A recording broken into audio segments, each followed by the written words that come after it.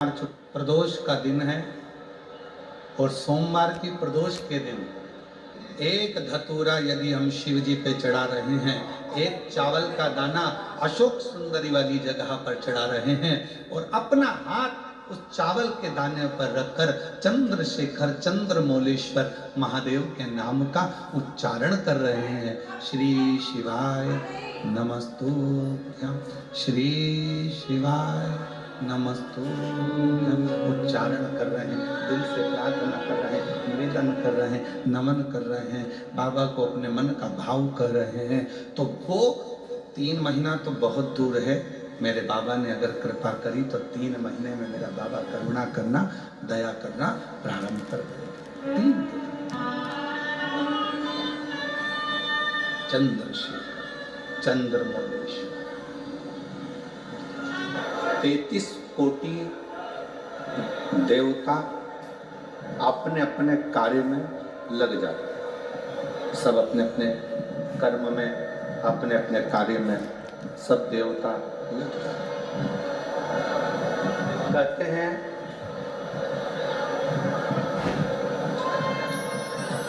दो देवियों को भगवान विष्णु ने शंकर जी की सेवा के लिए सम्मुख में रखा है।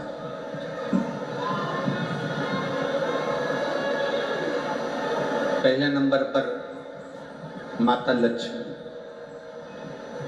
और दूसरे नंबर पर भाग्य देवी।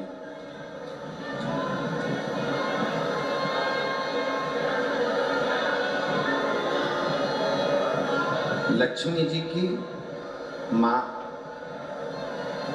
ख्याति देवी,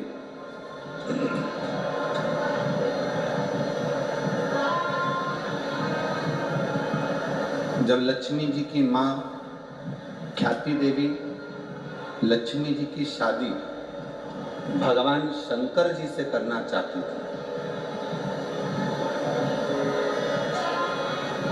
और लक्ष्मी जी का जो प्रेम था, लक्ष्मी जी का जो समर्पण था, वो भगवान विष्णु की ओर था, भगवान नारायण की ओर था।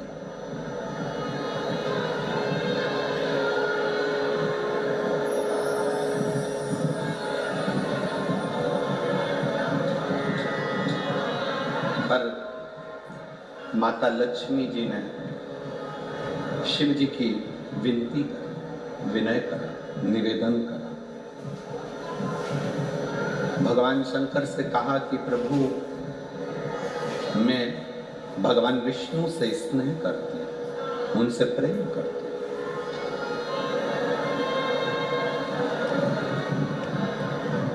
उनके प्रति मेरा समर्पण है और मेरी मां ख्याति देवी, मेरी मां माता ख्याति आपके साथ में मेरा विवाह करना चाहती है।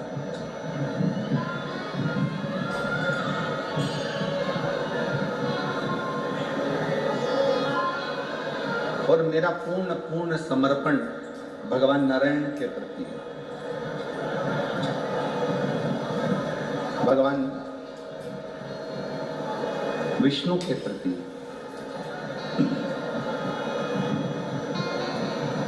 यदि आप कृपा करेंगे तो मेरा विवाह भगवान नारायण के साथ में हो सकता है, भगवान विष्णु के साथ हो सकता है।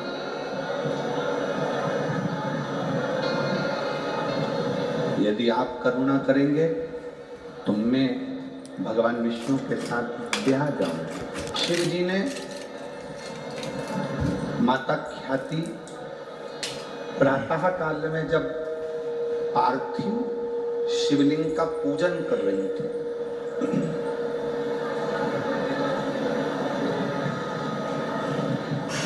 पार्थिव लिंग का निर्माण कर उसका पूजन कर रही। बैसाख के महीने में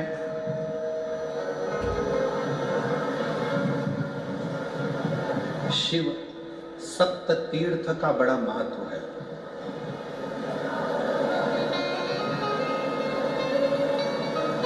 जिस नारी को 30 साल हो गए हों, बच्चे नहीं हों, 35 साल हो गए हों, संतान नहीं हो, 25 साल हो गए, 20 साल हो गए, संतान का सुख ना हो, और डॉक्टर ने कह दिया कि कोई बहुत बड़ी बीमारी किसी व्यक्ति को है, रोग बड़ा है, बीमारी बड़ी है, और उस बीमारी का कोई हल, उस रोग का कोई हल नहीं दिख रहा, कोई हल नजर ना हो।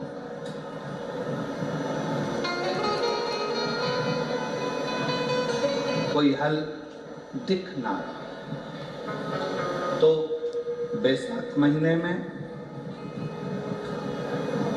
शिव सप्त तीर्थ का एक अनुष्ठान अपने जीवन में जरूर करें। मट्टी के पात्र में जल भरना और मट्टी के पात्र में जल भरकर प्रतिदिन रोज 7 दिन का ये नियम होता है सप्ततीर्थ का। सप्ततीर्थ बस विराम जो है उसका प्रदोष के दिन होना चाहिए। और बैसाख के महीने में जब आप सप्ततीर्थ का अनुष्ठान करें, 1 घड़ा जल का रोज भरें प्रतिदिन, और 1 बेलपत्र, 1 शमी पत्र उस घड़े के नजदीक में कोई पात्र में अवश्य रखें। पात्र को, जो जल का घड़ा है, जल का पात्र है, उसको मट्टी के ही दीप से या कोई श्वेत वस्त्र जिसको मला गया हो, धोया गया हो, साफ हो, उस वस्त्र से ढक। एक दिन एक शिवालय में जाएं, शमी पत्र अशोक सुंदरी वाली जगह पर समर्पित करें। अशोक सुंदरी की जगह जानते हो ना आप लोग? अशोक सुंदरी की जगह पर शमी पत्र समर्पित करें। बेलपत्र जहां आप खड़े हैं उधर से डंडी का भाग आपकी ओर हो, और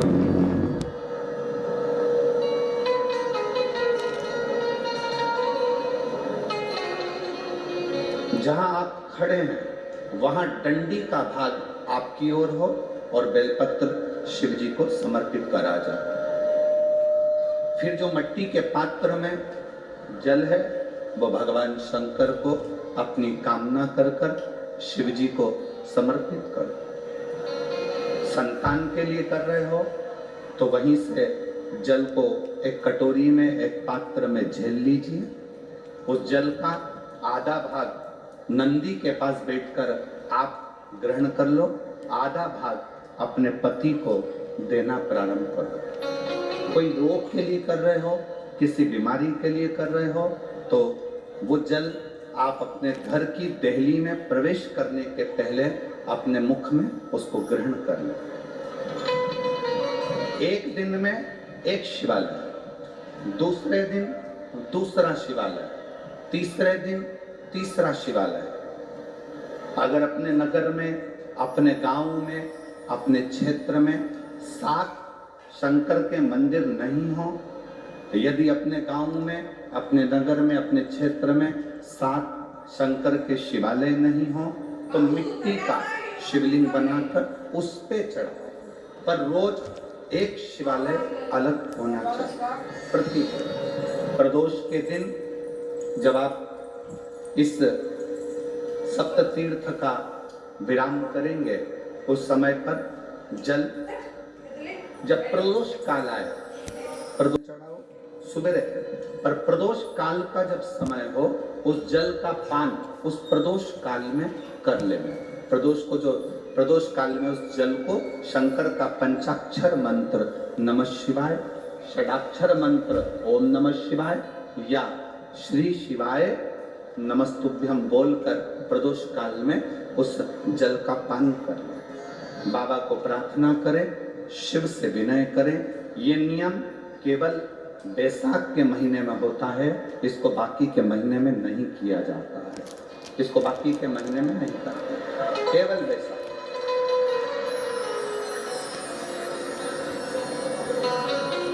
शिव सप्त तीर्थ का जो नियम है वो अपने जीवन में धारण करें। और हम तो कहेंगे शिव महापुराण की कथा श्रवण करने वाले प्रत्येक बेटा बेटी से,